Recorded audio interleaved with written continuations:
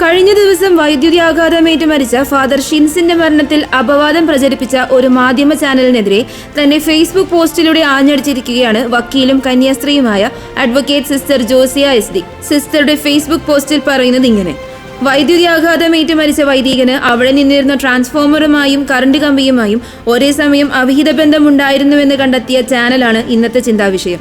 ഇതുപോലെ ക്രിയാത്മകമായി ചത്തുപണിയെടുക്കുന്ന ചാനലുകളാണ് ഇന്ന് സമർപ്പിതർക്ക് ആത്മാർത്ഥമായി ജീവിക്കാനുള്ള ആവേശവും സമാധാനമായി മരിക്കാനുള്ള കരുത്തും പ്രചോദനവും ആത്മവിശ്വാസവും പകരുന്നത്.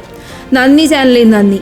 ഞങ്ങളിൽ ജീവിച്ചിരിക്കുന്നവരെ വെച്ചും മരിച്ചവരെ വെച്ചും കഥകൾ മെനഞ്ഞ് പണമുണ്ടാക്കി കൂടുതൽ വാർത്തകളുമായി നിങ്ങൾ ജൈത്രയാത്ര തുടരുക.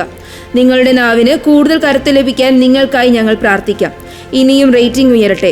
ലൈക്കും ഷെയറും സബ്സ്ക്രിപ്ഷനും സിൽവർ ബട്ടണും ഗോൾഡൻ ബട്ടണും ഒക്കെ ലഭിക്കാൻ ഇനിയും സർവേശ്വരൻ അനുഗ്രഹിക്കട്ടെ. നന്ദി. പ്രിയ ഷിൻസച്ച, ആദരാഞ്ജലികൾ. ഇടിവെട്ടോ മിന്നലോ വാഹനാപകടമോ അസുഖം ബാധിച്ചുള്ള മരണമോ എന്തുമാകട്ടെ, മരിച്ചത് വൈദികനോ സന്യാസിനിയോ ആയാൽ മതി. അവിഹിതം മുഖ്യം വികിലേ. ഫിലിപ്പി 1:21 പറയുന്നത് പോലെ, എനിക്ക് ജീവിതം ക്രിസ്തുവും മരണം നേട്ടവുമാണ്.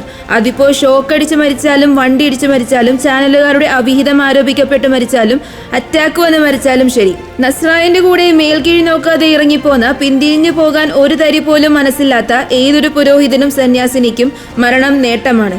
ശപിക്കപ്പെട്ടവനെന്ന് ക്രിസ്തുവിനെ ആരോപിച്ചതിനേക്കാൾ അധികമല്ലല്ലോ ഒരു അവിഹിതവും. അതുകൊണ്ട് ഫിലിപ്പി 1:23 പറയുന്നത് പോലെ, എൻ്റെ ആഗ്രഹം മരിച്ച ക്രിസ്തുവിനോട് കൂടെ ആയിരിക്കാനാണ്. കാരണം അതാണ് കൂടുതൽ ശ്രേഷ്ഠം. എന്നാലും അവൻ വിളിക്കും വരെ അവനോടൊപ്പം ഞാൻ ജീവിക്കും.